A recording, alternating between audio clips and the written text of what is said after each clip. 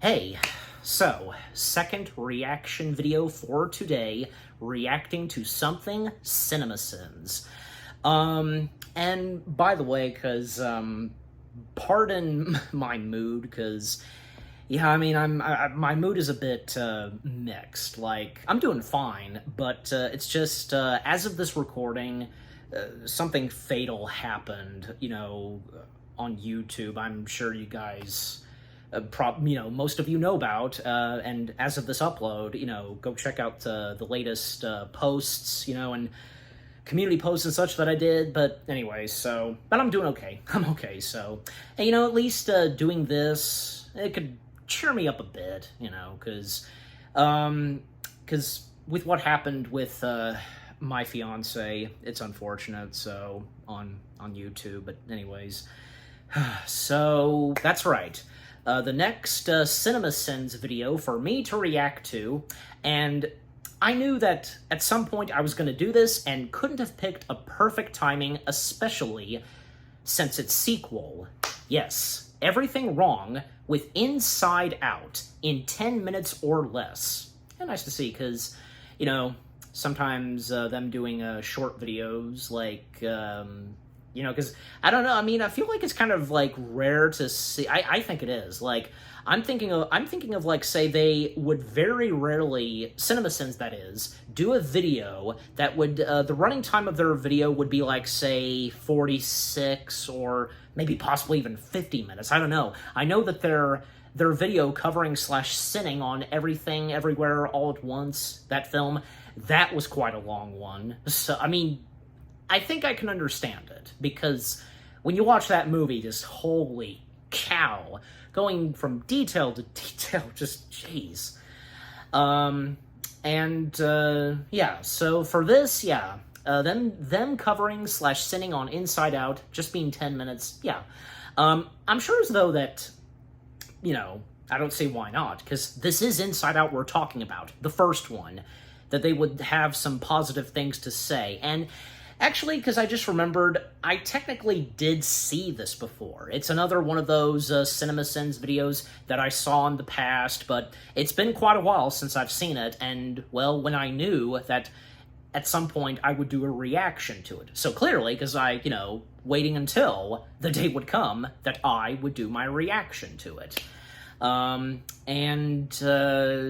Yeah, so, I mean, I recall that at the end of the video, they did remove maybe 1 or 2 or 3 sins for what's at the very end of the film, which, until, we get there. But yeah, and just very quickly, because my experience seeing the first Inside Out film, with each of my parents, because I think I first saw this with my mom, and then my dad, and, we all found ourselves really enjoying this, and I think as of now, because my mom can't watch it again, because I mean, Inside Out is very emotional. Like, now she doesn't deny the fact that it's really good. She knows that it's a fantastic Pixar film, if not one of their top gems. It really feels as though it is. But still, just for her, it's just so moving and so gut-wrenching. Just, I can understand that very clearly, and I'm sure you guys would too. Just the power and emotions that this film brought, it was amazing. Not to mention the short film that played, I, Lava, You. I know there's a specific title for that short film, but you know what I'm talking about. Hey, that was moving too.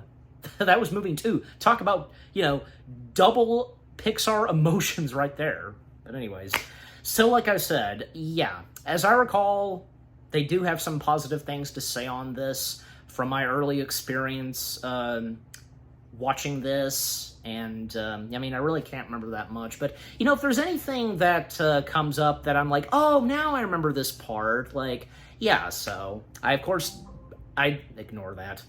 Alexa. I distinctly remember the end, right before they wrap up and we see the total sin count. So anyways, all right, enough said, and thank you for the interruption, Alexa.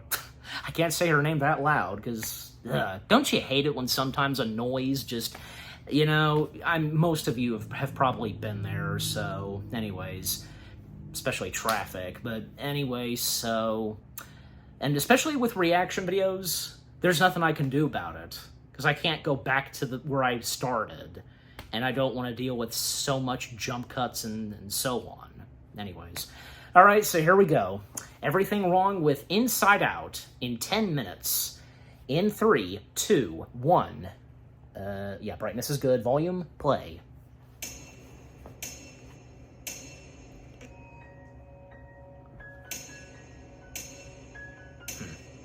45 seconds of two freaking logos, as usual. Darkness instantly tells me there's going to be some... How many times have they Do just... you ever look at someone and wonder? Narration. This baby memory should That have fallen off too. the track and smashed on the floor, thereby giving us a good reason for why we can't remember baby stuff. Or how about a memory troll with 18 million hit points and infinite mana? Discount Marble Madness. That's fear. He's really good at keeping Riley safe. At that age, Riley would have ran right over that power cord and wouldn't have given two shits about it. Also, movie steals its entire premise from Herman's head. It's broccoli!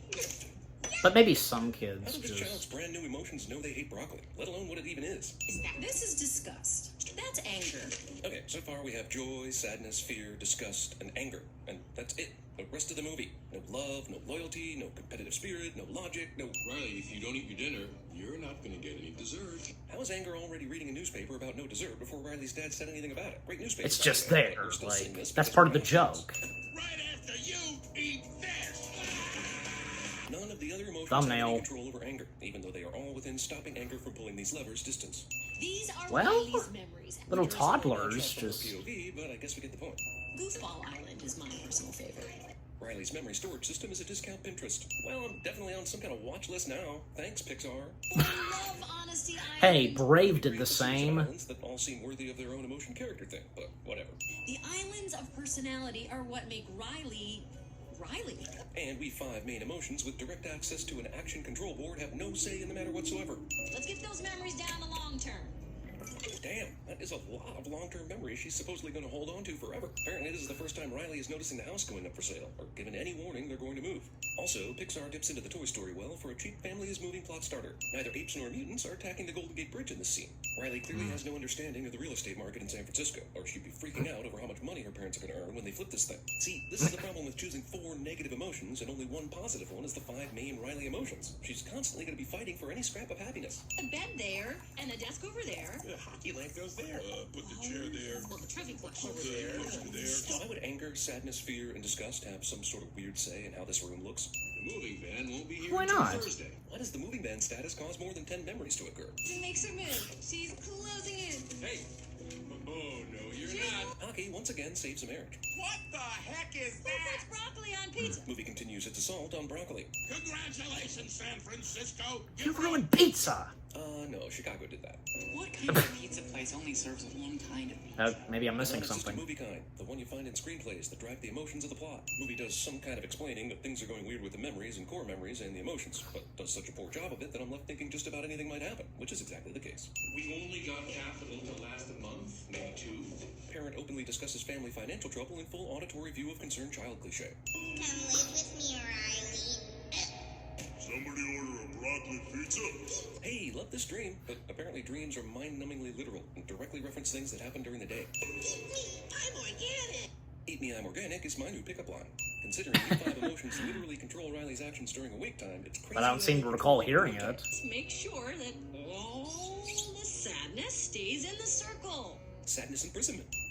Since Yeah. removed. Well, crying on your first day of school while introducing yourself to your classmates is basically the worst day of school ever. Way to go, slack-ass emotions. You're not in headquarters. Without you, Riley can't be happy.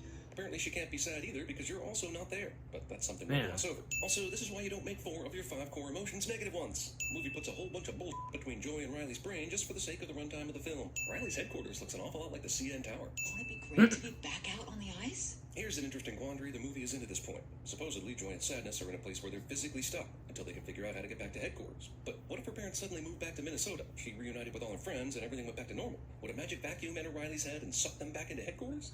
This in itself is sad, as Mom's head appears to be captured by sadness more than any of the other emotions. But also, and more importantly, Yeah. why are all of Mom's emotions females? And Riley's emotions live in a co-ed dorm. The father is thinking about Because a full game she- of hockey while eating? That's Is it racist, that but difficult? also Just impractical. Unfortunately for Joy and Sadness, they just happen to be walking across the Goofball Island. You're really gonna question why they're all female? Training from the Prometheus School. Same goes for Dad, all male. These emotional gals. Are we getting close? Yeah, just another ride. Why is Sadness pretending to know which way to go? Phone numbers. Well, we don't need all these. I mean, does she know where to go? This movie is genuinely clever, and we love it. So take our sins as a function of us just being dumb gorillas. But Riley is a millennial, and it's doubtful she ever memorized phone numbers. This is more of a joke for people in their 30s who grew up memorizing numbers, but when the cell phone age began, suddenly didn't have to. You know, Riley definitely ain't happy here, but isn't she kinda happy singing this song? She's definitely not disgusted, scared, or angry. So Hey, stay happy. Well, they're not how do like these they're not emotions the stay happy? control. Apparently Riley's long-lost console. imaginary friend goes around stealing long-term memories? I mean, what? Is he the guy responsible for losing socks in the dryer too? Also, guy who can certainly help out is kind of embarrassed about his Riley memory stealing and thereby takes off running instead of helping. Because Horton here's a who? Joy? The Joy? How does news about the various emotions travel outside of headquarters to imaginary friends or employees of a human head? Is that the weirdest thing I've ever written? Yes, it is. Just want to be clear, the imaginary friend inside of Riley's head just sprained his leg? We're not Well- walking. We're taking the train of thought. Movie just keeps inventing ways out of the bull scenarios it puts its characters into. What is going on? We're abstracting. There are 4 stages. This is the first. Riley's own joy and sadness are now in her abstract thought, and I just lost the battle with my own existentialism. How is Riley talked into playing hockey again, especially since she's completely shut down since Joy left headquarters? Apparently one's ability to play hockey is dependent upon the ability to keep memory balls in a thing. Perhaps this is an exploration of Riley's heart, but the heart never really makes an appearance in this movie, physically speaking. Here comes the tickle monster. Tickle Monster. Riley's dreams are truly the weirdest thing ever, because they are all based on earlier events. Does she ever have that dream where she's trying to get somewhere, but no matter how far she travels, she never gets any closer? What? How did the cops in Bing Bong get that freaking far that quickly? It's where they keep Just Riley's did. darkest fears. Maybe a time Apparently jump or there's no room for something. happy thoughts in the subconscious. And couldn't some of the darkest fears have popped up in imagination land? I guess that would have ruined the production design. It's broccoli. God damn, I know it's common for kids to dislike vegetables, but this assault on broccoli is offensive. That is delicious and nutritious. What is this? A cat's subconscious? How is a vacuum cleaner a subconscious thing? I don't think I was one of those kids that was afraid of vacuum cleaners. I have no recollection. Instead of lifting up the balloon I mean, cage, Joy at the tries to do time, this. the I mean, we noise. see her do this with a different balloon down here, so it's not like balloons are super heavy in this place. Honesty Island crashes into the train of thought, and so the train gets derailed. But doesn't she still have a train of thought about running away? If we're making physical representations of abstract things, does this mean she's not thinking anymore? Am I overthinking this? I'm pretty sure I am, but it's amazing how convenient all these physical interruptions are to the plot. Well, what would have happened if it had missed and just fallen? Can emotions die? See, look how convenient it all is. You say, who cares? It's a kid's movie about the inside of a brain. But I say, I care, damn it, because cheap tension does not equate as real tension. Joy is a dick. In Brainland, this is basically manslaughter. I mean, see... Well, it's not there's like one scene villain at work in this she's movie, won something that knows Joy is trying to intentionally. get back to headquarters, but is doing everything in its power to keep her from doing so. Is it the nothing? I think it's the nothing. And now that Joy has fallen down here with Bing Bong, it means it's a harmless fall, because this movie is not going to kill Joel, which then undercuts the earlier cheap tension train bullshit even further. How could this kid have forgotten this first day of school sadness in the few days since it happened? That's literally not possible. I could listen to her stories all day. I guess this is a tear-jerking scene, but it doesn't really make sense if you consider how often the movie showed us these 5 emotions controlling Riley's actions. So the stories were probably made up by you assholes too. You flip-flop all over this movie from acting parental and protective of Riley to actually being Riley. I just wanted Riley to be happy. And sadness wants her to be sad, and anger wants her to be... How could this have ended any other way? The deck was stacked against happiness from the start. Imaginary rocket wagon ex machina. Why is there a fucking ramp in the middle of all these forgotten memories? And It's a giant book. Joy didn't realize The deck is until imaginary heroes it's okay sacrifice for themselves Riley save to be lives. sad Why does he need and to to miss disappear all of a sudden? Minnesota. Also, why did he disappear so quickly? His hand evaporated as soon as they got down here, and now he's completely gone. But Joy's okie dokie. What's up with that? They fell into the forgotten at the Well, same time, right? I'll try. Bing bong. It could be better I was getting explained. sad about his death there, for real, but then she said his name again. Joy gets the idea to follow the trail of sadness balls to find sadness, but why can't this be from earlier, when she was being dragged all over the place and touching the bottom row? I reject this notion that sadness can just make every single one of these memories sad by just touching them. And if you tell me certain memories are going to be looked back upon with sadness just because of all the she's going through, then I'm going to tell you all these other memories on the higher shelf should be affected too. You can't just pick and choose that, yo. Funny how all the other islands immediately crash, but this one is staying up because family, I guess? If it's that strong, does its survival really depend on whether or not Riley gets on that bus? I am positive this is crazy. Indeed, but that rainbow wagon rocket worked, so just get on with it already. Well, we've been dicks to this movie, and this is the type of quality Pixar was hammering out almost every year until Disney decided to make them turn out sequels to everything. This is a return to form and will knock two sins off. Like tragic vampire romance island. Fashion Twilight. Island. Yeah, I think so. Boy Band Island. Hope that's just a phase. Say what? Amazing they could sum up an 11-year-old girl with 5 f***ing islands, but a year later there's a whole Caribbean out there, because the age of 12 is magic. Sorry. Here it comes.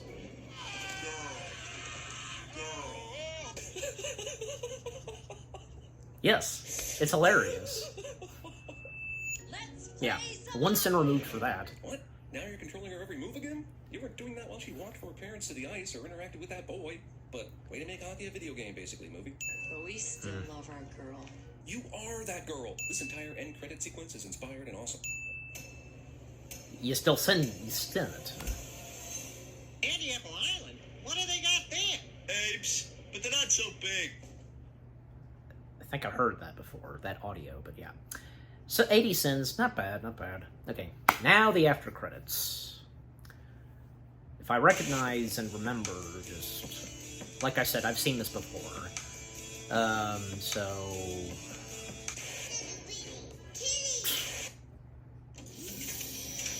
Welcome to Regal.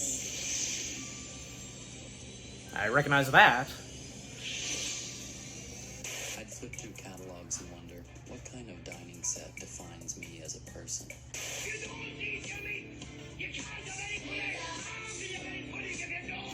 It's a triple. No, quadruple system. It's beautiful. Now, what's that from? We're alive. Escape. I wonder what that means. It's funny. It's Escape. spelled like the word escape. It's good. It's like it's been erased.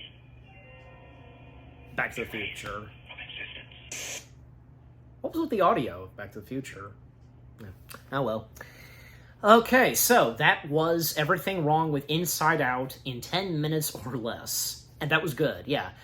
I mean, some things that they said, like, you know, as I've gone on saying, like, they could be better explained, you know, because with Joy and, you know, wanting to keep Riley happy, what they said, and, yeah, and like, yeah, because again, like, them removing a couple of sins, and as I pointed out, because I remember very well that towards the end, because the narrator got a laugh at the part with, you know, girl, because it is hilarious. So, and, you know, the end credits were good, because seeing other people with their emotions, like, you know, one a dog, one a cat, a bus driver, and for some reason the bus driver is like the only one where all the emotions are anger. You know, not all of them are in the color red, just, you know. And like one of a, I think like a goth or something, you know, just that hair that we saw early on in the film working at that pizza shop and pizza restaurant, you know, and a clown. Just, yeah, it was funny. And, you know, the audio outtakes / the after credits, because I recognize some of them, like Regal and, well, Monsters Incorporated, which, fun fact, they did use archival recordings of, you know, of young Mary Gibbs, of Boo, for young toddler baby Riley. So, yeah, because the whole, when she was a toddler, and with the broccoli scene and a montage of her, you know, getting emotional and crying, because with the introduction of the emotions, and when it comes to sadness, yeah. And Back to the Future, that was pretty good. Again, what was with the audio? Like, because of copyrights? I don't know, but, and Regal, Regal, because, I recognize that. And if any of you go to your local Regal theaters, I'm sure some of you would remember the, like, one of those, like, introductions and Welcome to Regal. It was like a roller coaster, which was really cool. Imagine that being an actual ride. Going through the waterfalls of Coke and giant popcorns. That's really cool. Hey, that could be like something virtual or something. I think pretty much like what it is in the actual like introduction, you know, of Regal kind of is. But anyways, And still, like, other things that CinemaSins had to say on Inside Out, I mean, yeah, but there's no way that they would not deny that, you know, Inside Out is a fantastic Pixar film. You know, and I feel like mentioning this because, on the subject of Doug Walker, because I think, yeah, he enjoyed Inside Out. And when he one time interviewed Don Bluth and Gary Goldman, those two, and I hope some of you are familiar with them. Don Bluth and Gary Goldman, they are legends in the world of animation. They made animation history. Best examples: An American Tail, The Land Before Time, The Secret of NIMH, Anastasia. Yeah, those are their best well-known animation works. Because Doug asking them during the interview, like, how they feel on, you know, the later animated films that came out, and if they enjoyed any of the computer animated films. Don Bluth did state that, you know, in the interview that he did like Finding Nemo. He found himself enjoying Finding Nemo. He thought it was pretty good, and for when it came to Inside Out, he technically didn't like that, because he didn't like the idea of, like, these, like, figures inside someone's mind or something doing the control and such of a you know what I'm saying? I mean, well, I guess I get where Don's coming at of that, but at the same time, I mean, still, just, you know, and by the way, because speaking of jumping back to Monsters Incorporated, because this popped in my head, because, you know, Inside Out kind of does something similar to what Monsters Incorporated does. I mean, you know, you have these emotions and such, you know, basically running, you know, the human's emotions and such from being happy, sad, angry, blah, blah, blah, and this collection, like, these core memories, and they're stored away. This entire mammoth of core memories that are stored away. And like in Monsters Incorporated, because, you know, monsters, it's their job to go through doors to the human world and collect screams, but now laughter, yeah, and, you know, where do they keep the doors? You know, they keep them stored away and such, and just like a mammoth room filled with doors.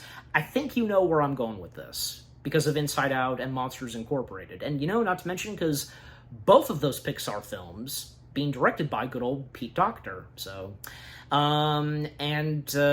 yeah, so, and, you know, for Pete Docter, because all of the Pixar films that he's directed, they're his films.